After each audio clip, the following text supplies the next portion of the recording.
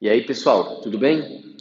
Então, dando sequência ao estudo da ótica geométrica, nós falamos já sobre espelhos planos. Vamos falar sobre espelhos esféricos agora.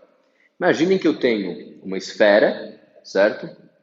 E eu faço um corte nessa esfera, ficando com uma calota. Então, eu tenho uma esfera e eu corto uma calota dessa esfera. Se eu espelhar a parte interna, certo? Lembrando, ó, os três risquinhos aqui fica oposto à parte espelhada, né? Se eu espelhar a parte interna, eu tenho um espelho chamado de espelho côncavo, certo? Se eu virar aqui, ó, espelhar a parte externa dessa esfera, eu tenho um espelho chamado espelho convexo. Então, o côncavo, a parte interna, o convexo, a parte de fora da esfera. Bom, são espelhos esféricos, justamente porque eles vêm de uma esfera. Usualmente a gente diz que esses espelhos são espelhos gaussianos. Por quê? Ao fazer um corte nessa esfera, esse corte tem que respeitar, pessoal, uma condição de nitidez estabelecida por Gauss, certo? Por isso espelho gaussiano, de que para formar imagens nítidas, o ângulo do corte deve ser inferior a 10 graus. Então vocês vão ver lá no livro um espelho gaussiano. Quando fala de espelho gaussiano é porque respeita essa condição de nitidez aqui, certo? Bom, para o estudo dos espelhos, a gente precisa conhecer alguns elementos que vão fazer parte dessa terminologia, vamos dizer assim, dos espelhos esféricos. Eles são um pouquinho mais complicadinhos que o espelho plano.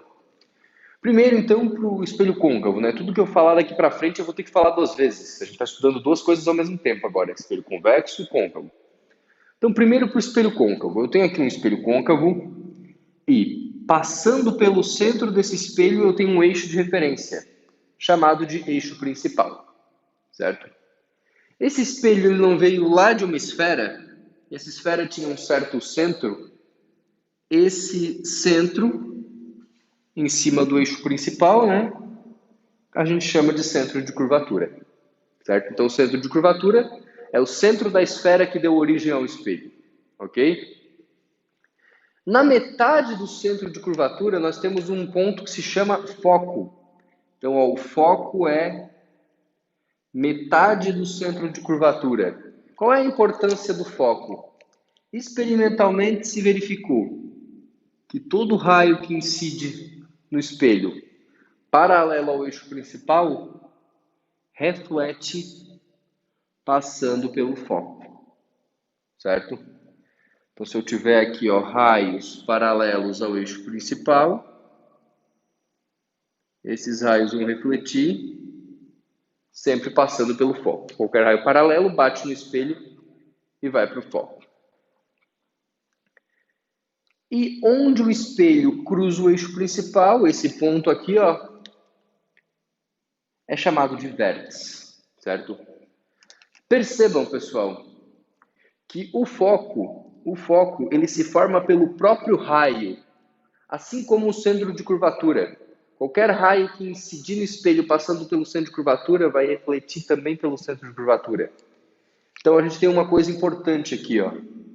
O centro de curvatura e o foco são pontos reais, certo? Porque são os próprios raios que passam por eles, né? E não prolongamentos dos raios. Observem que no caso dos espelhos, o real e virtual sempre vai coincidir com fora do espelho e dentro do espelho. Real está sempre fora do espelho, virtual sempre dentro, certo? Isso facilita bastante. Então, aqui no espelho côncavo, o centro de curvatura e foco são reais. Bom, para o espelho convexo, nós temos a mesma coisa. Um eixo principal, certo?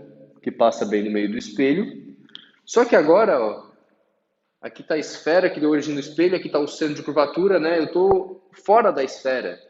Então, o centro de curvatura, ó, seria fora do espelho, aqui seria dentro, né? O centro de curvatura está lá do outro lado. Assim como o foco. Basicamente, vocês podem perceber pela lógica, galera, que esses pontos, o centro de curvatura e o foco, eles estão dentro do espelho. E como os raios nesse espelho que é convexo vão divergir, são os prolongamentos, né? Um raio que incide paralelo ao eixo principal é o prolongamento dele que fica na direção do foco, certo?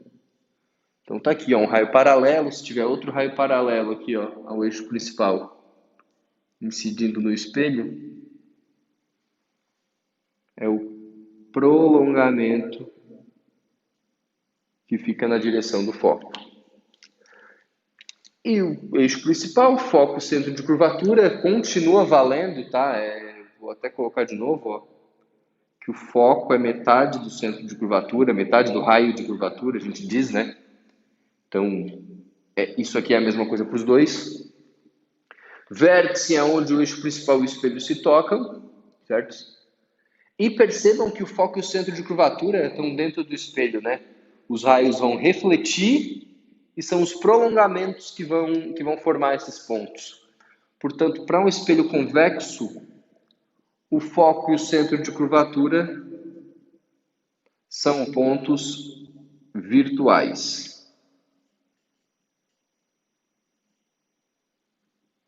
Certo? Então, espelho côncavo é a parte de dentro da esfera espelhada, espelho convexo é a parte de fora.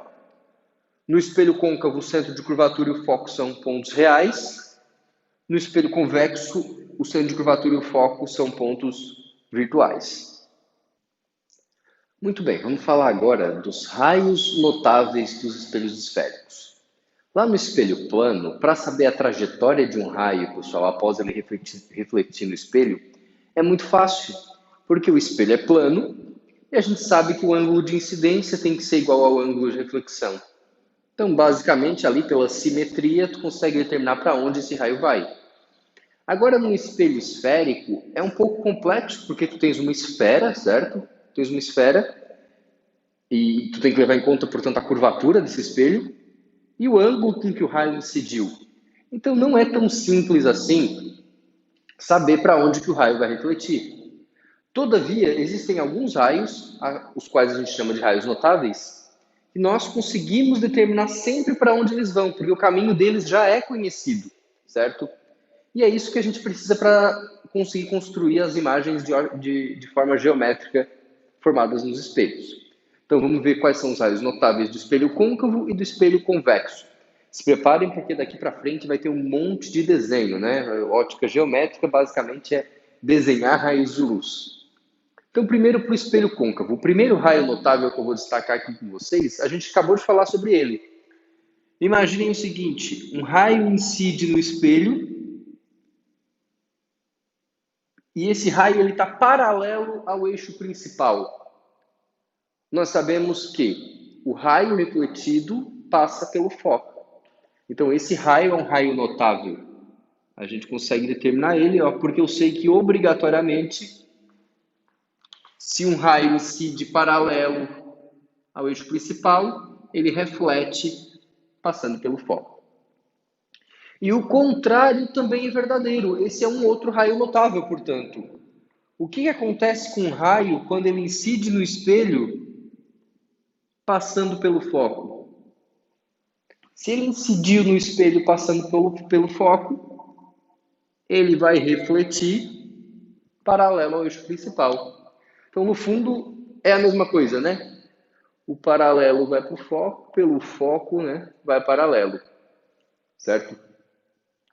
Isso aqui tem algumas aplicações, eu vou destacar aqui no cantinho para vocês, ó. Vocês já ouviram falar em antena parabólica, por exemplo? É uma antena que é assim, não? Ela tem um sensorzinho aqui no meio.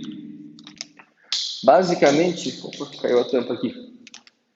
Basicamente, pessoal, os raios que vêm lá do satélite, eles chegam praticamente paralelos, né? Porque eles vêm de muito longe. E para que essa antena pegue com qualidade, eles têm que todos desviar para cima do sensor, certo? Portanto, logicamente, esse sensor aqui, ó, deve ser colocado no foco, porque os raios que chegam paralelos refletem indo para o foco, né? Beleza? Bom, outro raio notável que a gente tem para o espelho côncavo é o seguinte: aquele raio que incide em cima do vértice do espelho. Ele é refletido simetricamente em relação ao eixo principal. O que isso quer dizer? Que ele vai refletir aqui, ó, e o ângulo que ele faz na incidência com o eixo principal é o mesmo ângulo que ele faz aqui na reflexão, certo? Esses dois ângulos aqui são iguais, ó. Então é simétrico, ele rebate aqui bonitinho. Então, raio paralelo reflete passando pelo foco, raio que incide atravessando o foco reflete paralelo, no vértice reflete paralelo, reflete com o mesmo ângulo em relação ao eixo principal. E por último, mas não menos importante, o raio que incide no espelho passando pelo centro de curvatura, certo? Passando pelo centro de curvatura. Esse raio, pessoal, ele reflete em cima do raio incidente, ou seja, ele não sofre nenhum desvio, certo? Então, ele incide no espelho, bate e volta pelo mesmo caminho. Então, esses são os raios que vocês precisam conhecer a trajetória em um espelho côncavo. Bom, em um espelho convexo, mas será possível? Em um espelho convexo, pessoal, o que acontece é o seguinte. Primeiro raio, né, o raio paralelo ao eixo principal. O raio paralelo ao eixo principal, ele vai divergir, né, o espelho convexo ele faz com que os raios se afastem uns dos outros, só que o prolongamento desse raio, certo, vai para o foco. Então tá aqui, o paralelo, o prolongamento vai para o foco no espelho convexo, né? Que foi o caso que a gente já tinha conversado. O contrário também é verdadeiro. Então, imaginem agora um raio que incidiu no espelho. Vou botar aqui assim, ó. Na direção do foco, né? Não ficou muito legal isso aqui, peraí. Acho que deu uma melhorada. Deixa eu deixar ele mais reto aqui. Coisa linda. Então, pessoal, ó, agora o raio que incidiu na direção do foco, né? O prolongamento está indo para o foco. Aí ele vai refletir paralelo em relação ao eixo principal. Raio que incidiu paralelo reflete com o prolongamento passando pelo foco. Raio que incidiu com o prolongamento passando pelo foco reflete paralelo. Ficou borradinho aqui. Bom, o terceiro raio notável é igual, galera, para os dois espelhos, tá? Que é o raio que incide no vértice e reflete simetricamente em relação ao eixo principal. Então, esse ângulo aqui é igual a esse aqui. E por último, pessoal, se liga, né? É que é foco real, é o próprio raio que passa, foco virtual é o prolongamento, né? O mesmo para o centro de curvatura, curte só. Se eu tenho um raio que incide no espelho, pessoal, e ele incide na direção do centro de curvatura, ele reflete em cima dele mesmo, certo? Então, ele vai refletir também na direção do centro de curvatura, que é a mesma coisa que o anterior. Qual é a grande diferença aqui, ó? Centro de curvatura real, é o próprio raio. Centro de curvatura virtual, é o prolongamento do raio. Agora, conhecendo os raios notáveis, nós podemos construir as imagens. Ok, agora que a gente já conhece a trajetória dos raios, já conhece o caminho dos raios, nós podemos então fazer a construção geométrica das imagens, certo? Vão ser muitos desenhos. Basicamente, nós vamos partir de pontos objetos reais para encontrar os pontos de imagem respectivos, seguindo aqueles raios notáveis. Primeiro para o espelho côncavo, e observem o seguinte, pessoal. Esses pontos eles podem ter posições relativas em relação ao centro de curvatura e o foco. Basicamente, são 5 posições, né? Antes do centro de curvatura, sobre o centro de curvatura, entre o centro de curvatura e o foco, sobre o foco ou entre o foco e o vértice. Vamos imaginar então primeiro aqui um objeto que está longe do espelho, ele está antes de chegar no centro de curvatura do espelho. Bom, está aqui esse objeto assentado sobre o eixo principal e eu sei que um raio que parte desse objeto, paralelo ao eixo principal, vai refletir no espelho e passar pelo foco. Certo? O raio paralelo vai para o foco. Eu preciso de 2 raios, né? Porque é a partir do encontro desses raios que eu formo um ponto objeto ou ponto imagem. Ponto imagem nesse caso. Bom, vou pegar o segundo raio e eu vou escolher um raio fácil. Vou pegar o raio, pessoal, que vai passando pelo foco, né? Que sai do objeto e passa pelo foco. Então, tá aqui. Certo? Não está perfeitamente simétrico, né? Não estou fazendo com régua. Mas observem que vai sair mais ou menos assim. Esse raio refletido e esse raio refletido, né? Então, o encontro dos raios que já passaram pelo sistema óptico ocorre aqui. Isso quer dizer que a partir desse objeto eu tenho a formação dessa imagem. Então, quais são as características dela? Primeiro, não foram os próprios raios que se encontraram? Então, essa imagem é um ponto imagem real. Certo? Quando uma imagem, pessoal, ela fica de cabeça para baixo, tá um pouco tortinho esse raio aqui, né? Vou dar uma melhorada nele. Quando uma imagem ela fica de cabeça para baixo, a gente diz que ela é invertida.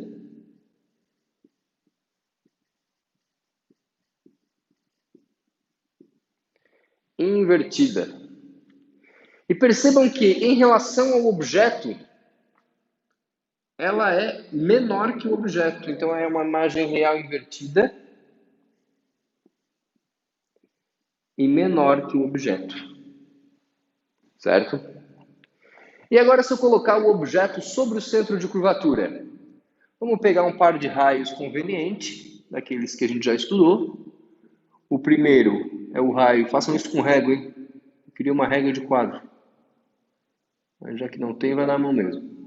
O raio paralelo ao eixo principal, nós sabemos que ele reflete passando pelo foco. Minha Nossa Senhora. Passando pelo foco. Deixa eu arrumar isso aqui. Melhorou um pouco, né? Então tá aqui. Passou pelo foco.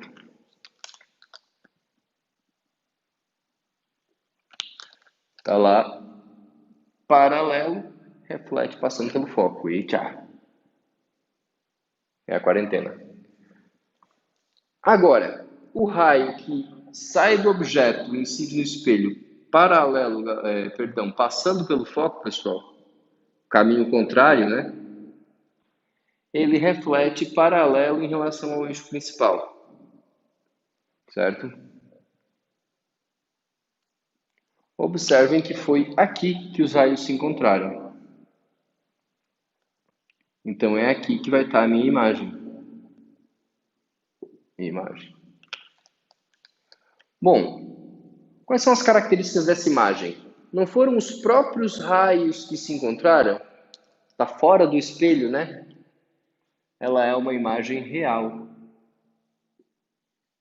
Ficou de cabeça para baixo? Não ficou? Então ela é real e ela também é invertida. Se vocês fizerem com bastante cuidado, e aqui pelo quadriculadinho do quadro dá de perceber que ela está com o mesmo tamanho que o objeto O certo seria mesmo tamanho aqui, como não tenho muito espaço, eu vou escrever igual, tá? Esse igual é no sentido de mesmo tamanho. Real invertido é igual. Agora, vou aproximar um pouco mais meu objeto do espelho. Vou colocar ele entre o centro de curvatura e o foco. Bom, o raio paralelo reflete passando pelo foco. Certo? Até que ficou bom. O raio que incide no espelho, que eu vou ter que até que abaixar para fazer o esquema. O raio que incide no espelho, pessoal,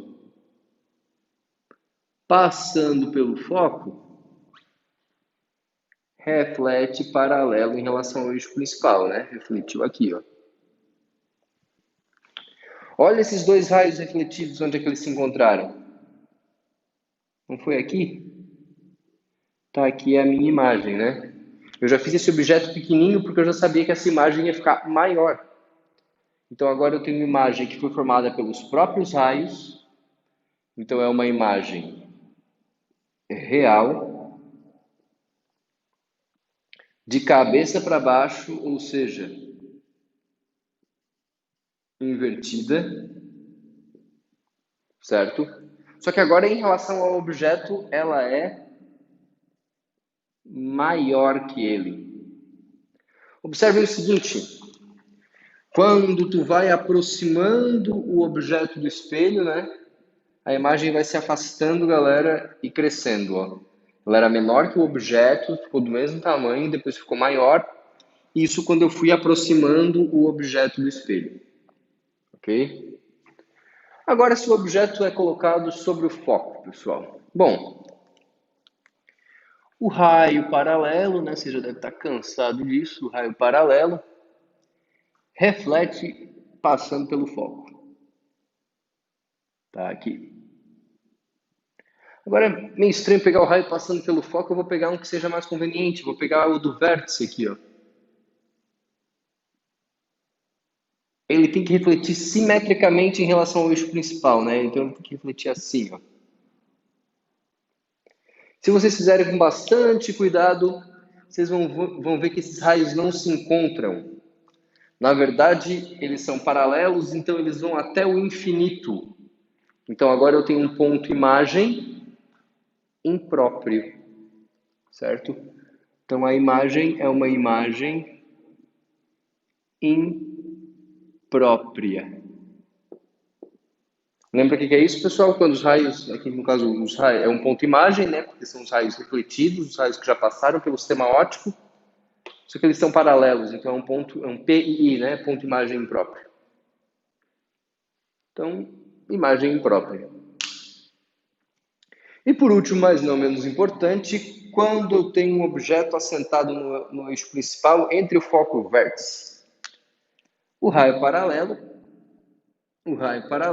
reflete passando pelo foco. O raio que incide no vértice reflete, galera, simetricamente em relação ao eixo principal, né? Tá aqui. Bom, esses raios não se encontram. Mas e se eu prolongar?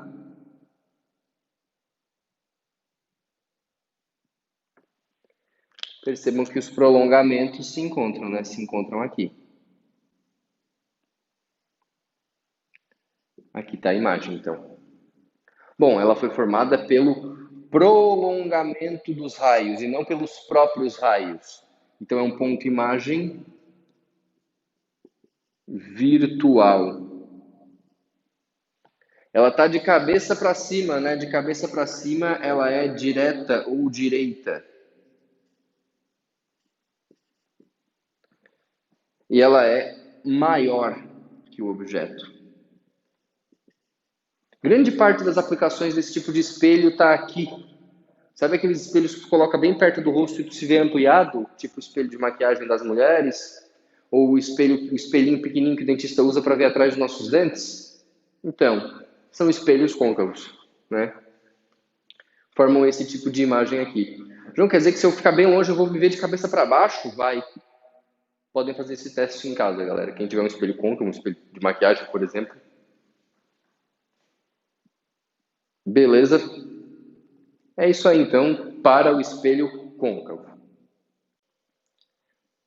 E para o espelho convexo? Como que é a imagem do espelho convexo? Primeiro, é um caso único, porque eu não tenho posição relativa em relação a nenhum elemento do espelho, né?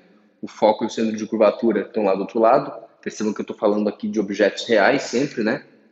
Então eu assentei um objeto aqui, vamos ver qual é a imagem que ele vai formar. Raio paralelo. Agora o espelho é um espelho convexo, né? É o prolongamento dele que vai para o foco, né? Então tá aqui. Raio reflete e o prolongamento vai para o foco. Bom, se um raio incide, pessoal, na direção do foco, eu tenho um raio que incide assim, ó, na direção do foco, esse raio vai refletir paralelo, né? Raio paralelo, raio na direção do foco, reflete paralelo. Bom, esse raio refletido está indo para lá, esse raio refletido está indo para lá. Percebam que se eu prolongar, esse aqui já está prolongado, né? Se eu prolongar esse aqui, ó, esses prolongamentos vão se cruzar aqui. Então, aqui vai estar a minha imagem. Se ela se forma pelos prolongamentos, é uma imagem virtual. Percebam que ela está de cabeça para cima, direita. Direita. E aí aqui eu vou fazer uma ressalva, tá? Percebam pelas imagens anteriores que a gente construiu. Toda imagem real é invertida. Toda imagem virtual é direita. Por causa dos espelhos esféricos, tratando que os objetos são sempre objetos reais, né? Então, para esses casos que nós estamos estudando aqui, isso é válido. E virtual direita, percebam que em relação ao objeto a imagem é menor. Certo? Virtual direita e menor. João, onde a gente vê espelho convexo por aí? Mais simples. Quem aí já dirige sabe disso. No retrovisor dos carros, pessoal. Em geral, no retrovisor do lado direito, né? Como ele fica muito distante da gente, pessoal, se utiliza um espelho convexo para que aumente o campo visual, para que a gente não saia atropelando motoqueiros por aí. Então, o espelho do lado direito geralmente é um espelho convexo para aumentar o campo visual, certo? Os espelhos convexos, eles têm essa característica. Um espelho convexo aumenta o campo visual. Acaba que ele tem uma desvantagem também, pessoal. Como ele forma a imagem menor, o nosso cérebro interpreta menor como mais longe. Então ele tira a noção de profundidade. Percebam que se vocês estiverem dirigindo e olharem pelo retrovisor da direita, vocês vão achar que o carro de trás está bem longe. E se olhar pelo do meio, parece que ele está mais perto. De fato, o do meio que tu deve utilizar para uma manobra ou para ter uma noção de profundidade. O da direita, ele não serve para isso. O da direita vai te enganar nesse sentido. O da direita serve para aumentar o campo visual. O do meio que serve para dar noção de profundidade. Ok? Então, tá aí essa parte das imagens dos espelhos. Ok, chega de desenhar por um pouquinho, pessoal. Vamos agora calcular. Vamos fazer um estudo analítico, então. Vamos ver como que a gente determina o tamanho dessas imagens, a distância que elas estão do espelho, por exemplo. Basicamente, para começar a falar desse estudo analítico, a gente tem que fazer uma convenção de sinais, certo? Combinar os sinais aqui. E isso não é combinado pela gente, né? Isso é combinado lá pelo Halliday, certo? Lá pelo Gauss, pela galera que manda no negócio.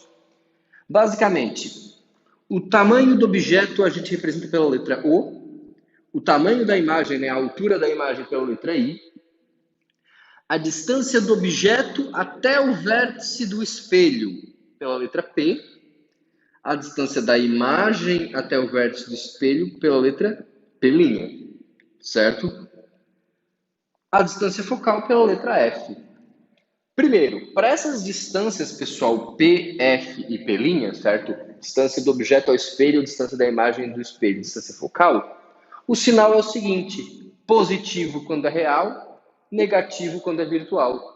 De certa forma, seria assim, né? O positivo é fora do espelho e negativo é dentro do espelho, né? Porque para os espelhos, real é fora, virtual é dentro dele, certo? Então, positivo quando é real, negativo quando é virtual. Agora, para essas alturas do objeto e da imagem, aí é o seguinte: positivo quando está acima do eixo principal, negativo quando está abaixo do eixo principal, né? Seria o tamanho do objeto positivo, o tamanho da imagem negativo aqui, porque ela está abaixo do eixo principal. Para relacionar tudo isso, nós usamos uma equação que se chama equação de Gauss. E para deduzir essa equação, a gente precisa de bastante trigonometria aqui, ó. Vocês estão vendo, pessoal, que eu fiz esse desenho, o mesmo desenho que está lá, né? Só que lá eu não desenhei os raios. Aqui eu desenhei, ó. Raio paralelo da foco, pelo foco paralelo, aqui se formou a imagem, certo? A gente tem alguns triângulos aqui e a gente pode usar eles para fazer essas relações. Eu vou pegar esse triângulo aqui, ó, e eu vou dizer para vocês, vocês têm que acreditar em mim, que ele é semelhante a esse aqui. E vocês vão acreditar fácil, porque eles estão opostos pelo vértice, né? Esses dois triângulos são opostos pelo vértice. Então, eu posso fazer o seguinte, pessoal. Eu posso fazer o seguinte. Essa altura está para essa altura, como essa base está para essa base aqui, né? Essa altura aqui, ó, o tamanho dela é I. I sobre O é igual. Opa.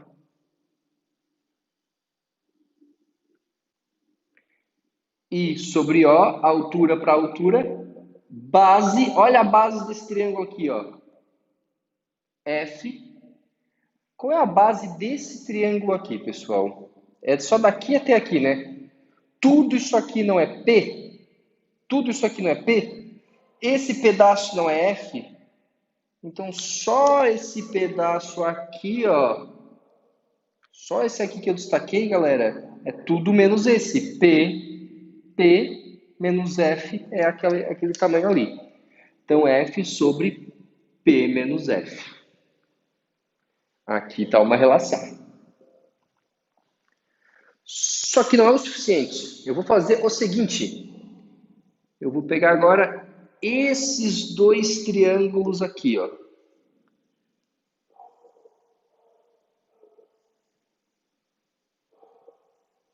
Em verde ali, que eu destaquei.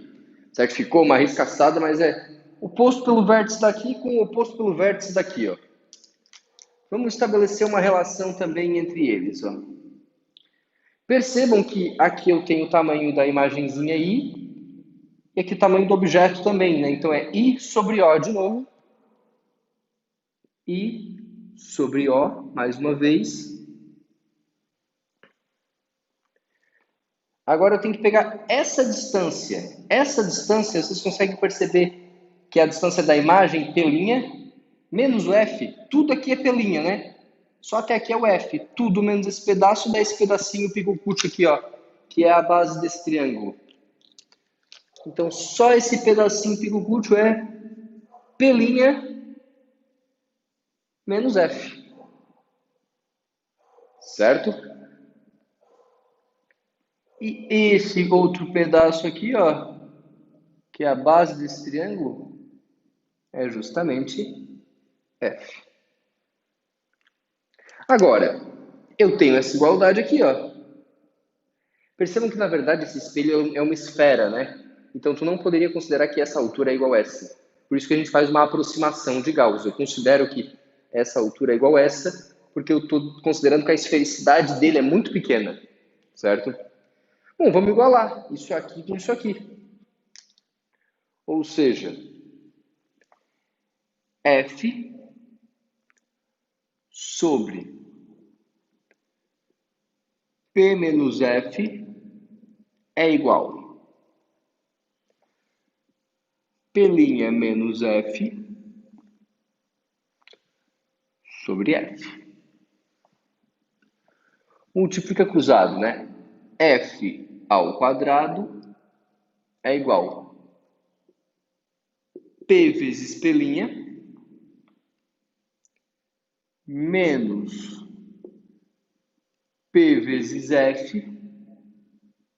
Vai me faltar espaço aqui, né? Espera aí. Vou colocar um pouquinho para o lado, galera. Faltou um espacinho aqui.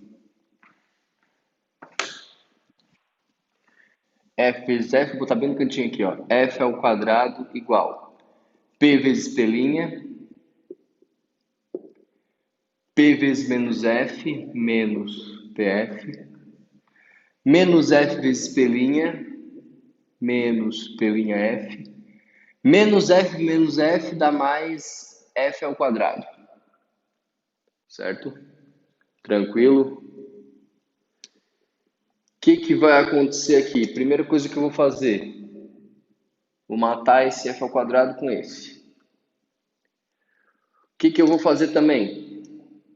Vou jogar todo mundo que tem F para lá. Vai ficar P vezes F mais P' vezes F. Joguei esses dois. Igual P vezes P'. Colocar agora o F, galera. Colocar agora o F, o foco aqui, ó, em evidência. P mais P', né? Tira o foco, bota em evidência, fica P mais P', igual P vezes P'. F igual P vezes P', passa isso aqui dividindo, P mais P'.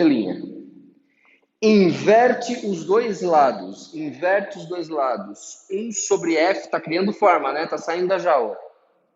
Galera, 1 sobre F é igual Opa, eu inverti. P mais P' sobre P vezes P'.